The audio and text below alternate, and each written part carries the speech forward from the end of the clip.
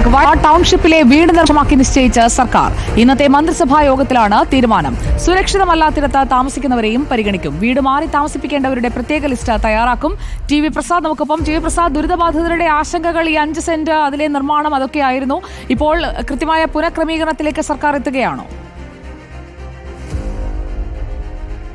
അതെ സുജിയ, നേരത്തെ ഉണ്ടായ തീരുമാനത്തിൽ പല വിമർശനങ്ങളും പല കോണിൽ നിന്നും ഉയർന്നിരുന്നു. അതിലേറ്റവും പ്രധാനം നിർമ്മാണ ചെലവായിരുന്നു. നിർമ്മാണ ചെലവ് കൂടിയത് വലിയ തോതിൽ വിമർശന വിധേയമായി. അതോടൊപ്പം തന്നെ 5 സെന്റ് ഭൂമി കൊടുക്കാനുള്ള തീരുമാനം അത് വലിയ വിമർശനത്തിന് വിധേയമായിട്ടുണ്ട്. അതെല്ലാം പരിഗണിച്ചാണ് ഒരു തീരുമാനത്തിലേക്ക് മന്ത്രിസഭാ യോഗം ഇന്ന് എത്തുന്നത്. അതായത് എൽസ്റ്റൺ എസ്റ്റേറ്റിൽ മാത്രമായി ആദ്യഘട്ടത്തിലെ പുനരധിവാസം ക്രമീകരിക്കും എന്നുള്ളതാണ് പ്രധാനപ്പെട്ട തീരുമാനം. മാത്രമല്ല അത് മുനിസിപ്പൽ പ്രദേശമാണെങ്കിൽ കൂടിയും, എൽസ്റ്റൺ എസ്റ്റേറ്റ് മുനിസിപ്പൽ പ്രദേശമാണെങ്കിൽ കൂടിയും അവിടെ 7 സെന്റ് പ്ലോട്ട് അനുവദിക്കാനാണ് തീരുമാനം. നേരത്തെ ഒരു സ്ഥലത്ത് 5 സെന്റും മറ്റേ സ്ഥലത്ത് 10 സെന്റുമായിരുന്നു തീരുമാനിച്ചിരുന്നത്. അത് വലിയ വിമർശനത്തിന് വിധേയമാവുകയും ചെയ്തിരുന്നു. ഇതുകൂടാതെ ഇതുമായി ബന്ധപ്പെട്ട് പല തീരുമാനങ്ങളുമുണ്ട്. ഒരു ഭാഗം ഒന്ന് വായിച്ചു പോകാം.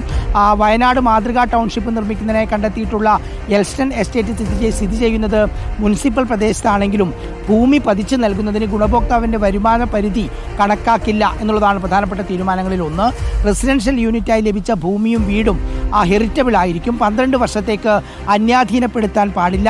റെസിഡൻഷ്യൽ യൂണിറ്റും വീടും ഗൃഹനാഥൻ്റെയും ഗൃഹനാഥയുടെയും കൂട്ടായ പേരിൽ അനുവദിക്കാവുന്നതാണ് തുടങ്ങി പ്രധാനപ്പെട്ട നിർദ്ദേശങ്ങളെല്ലാം ഇന്നത്തെ മന്ത്രിസഭാ യോഗം അംഗീകരിച്ചിട്ടുണ്ട്. ഇതിലേറ്റവും പ്രധാനം നേരത്തെ പറഞ്ഞതുപോലെ ഒരു വീടിൻ്റെ സ്പോൺസർഷിപ്പ് തുക കുറച്ചു. അതോടൊപ്പം തന്നെ 5 സെന്റ് എന്നുള്ളത് 7 സെന്റായി മാറുകയും ചെയ്തു. മാത്രമല്ല ആരും പുറന്തള്ളപ്പെട്ടു പോകാതിരിക്കാൻ മറ്റൊരു ലിസ്റ്റും 2B ലിസ്റ്റ് പ്രസിദ്ധീകരിക്കാനും സർക്കാർ തീരുമാനിച്ചിട്ടുണ്ട്. ഓക്കെ, ടി വി പ്രസാദാണ് വിവരങ്ങൾ നൽകിയത്.